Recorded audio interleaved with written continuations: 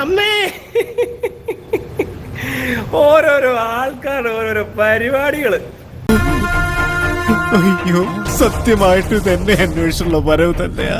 വരവ് കണ്ടറിയാം. രവി മുങ്ങി, ഏട്ടൻ പനിയും ചുമയും തലവനായിട്ട് റെസ്റ്റിലാണെന്ന്. പിള്ളേച്ച ശവത്തെ കുത്തരുത്. നാളെ വല്ല ഹിക്കേമില്ല. ഇനി ആര് നയിക്കൂടെ അമ്മ ടീമിനെ?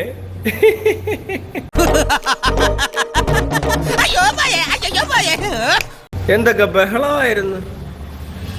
അവൻ ആർമി എന്തോ നല്ല സഭ്യമായ ഭാഷയിലൊക്കെ സംസാരിച്ചൂടെ നിനക്ക്? ഞാൻ അല്പം മോശം ഭാഷ സംസാരിക്കുന്ന കേൾക്കാൻ സൗകര്യമില്ല എന്നാ കേട്ടോ. റേപ്പ് ചെയ്യുന്നൊക്കെയാ ഒരു പെണ്ണ് വന്നെന്ന് പറഞ്ഞേക്കുന്നത്. മനസ്സിലായോ? ഈശ്വര, ഞാൻ ഇനി എവിടെ പോയി വിളിക്കും? എന്റെ നെഞ്ചത്താണ് വിളിക്കുന്നത്. അത് കുഴപ്പമില്ല, ഇമാർക്ക് ഇതൊക്കെ വേണം. മകളുടെ പ്രായമൊക്കെ ഉള്ള ആൾക്കാരെ ഇങ്ങനെ ചെയ്യാവോ?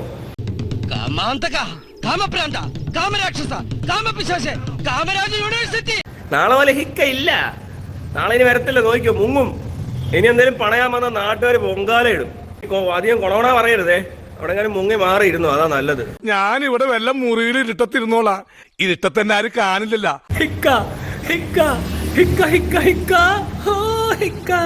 ഇക്കാന്റെ ഈ സ്നേഹം നാട്ടുകാർ മുഴുവൻ അറിയട്ടെ. ചതിക്കരുത്, ചതിക്കും. ഈ മോഹൻലാൽ എന്ന് പറഞ്ഞ മനുഷ്യന് തൽക്കാലം പ്രശ്നങ്ങൾ ഉണ്ടാകത്തില്ല. അത് എപ്പോഴും എന്റെ ഒരു അനുഗ്രഹം. നീയും തയ്ച്ചു വെച്ച ഒരു ബ്രേസീർ ഞാനാ? ഏയ് നീ. എനിക്കെതിരെ കേസ് കൊടുത്തവനും കുടുങ്ങും, അതിന് കൂട്ടുവന്നവനും കുടുങ്ങും.